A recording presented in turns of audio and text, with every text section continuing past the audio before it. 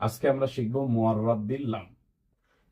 মুআররাফ বিল লাম অর্থাৎ কোনো শব্দের সাথে যদি আলিফ লাম যুক্ত হয়।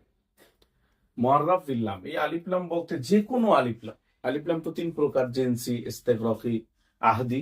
যে কোনো আলিফ লাম কোনো শব্দের সাথে যুক্ত হলেই সেইটা মারেফা। যেমন আমি বললাম আল মাদ্রাসাতু, আমি বললাম আল কলামু, আল কেতাবু। অর্থাৎ যে কোনো মারেফা যদি যুক্ত হয়, মানে যে কোনো শব্দের সাথে যদি আলিফ লাম যুক্ত হয়, তাকেই মারেফা হিসেবে ধরা হইবে। অতএব এটা তো আমরা বুঝতে পারছি। এরপরে মুআররাফ বিল লাম, মুআররাফ বিন নিদা।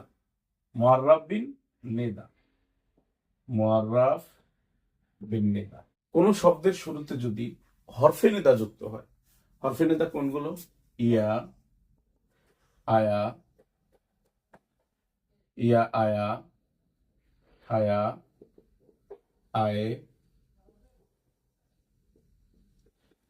হামজায়ে।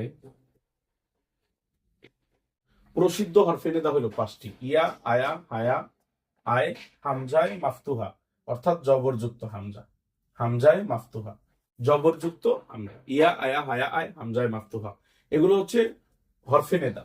কোন শব্দের শুরুতে যদি, নাকেরা শুরুতে যদি হরফে নেদা যুক্ত হয়, তাহলে সেইটা মারেফা হয়ে যায়। যেমন আমি বললাম রজুলুন, এটা একটা নাকেরা শব্দ।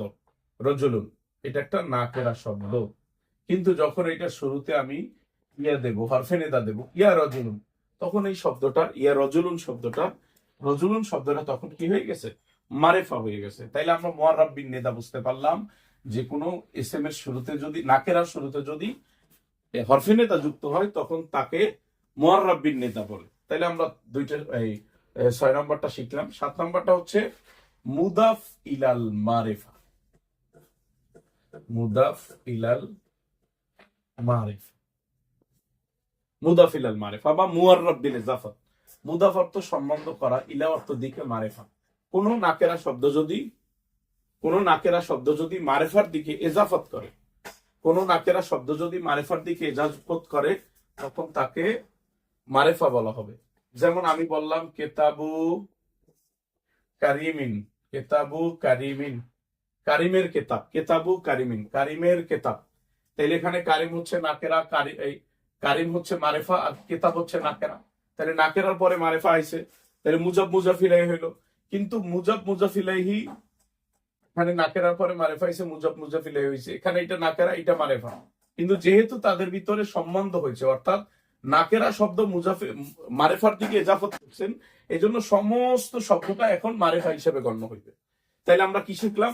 যদি নাকেরা শব্দ মারেফার দিকে ইজাফত হয়, তখন তাকে মুআররাফ বিল ইজাফাত বা মুজাফিলাল মারিফা বলা হয়।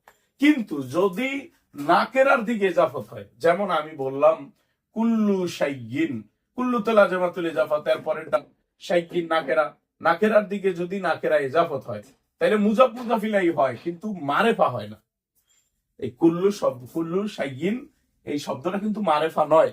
যদিও মুজাফ হইছে, কুল্লু শব্দটা শাইয়িনের দিকে মুজাফ মুজাফিলাই হইছে, কিন্তু মারেফা না। কারণ কি?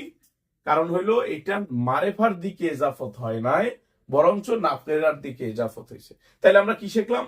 যদি কোনো শব্দ মুজাফ মুজাফিলাই হয়, তাইলেই মারেফা হয় না, বরঞ্চ শর্ত হইলো মুজাফ হইতে হইবে মারেফা যুক্ত শব্দের দিকে।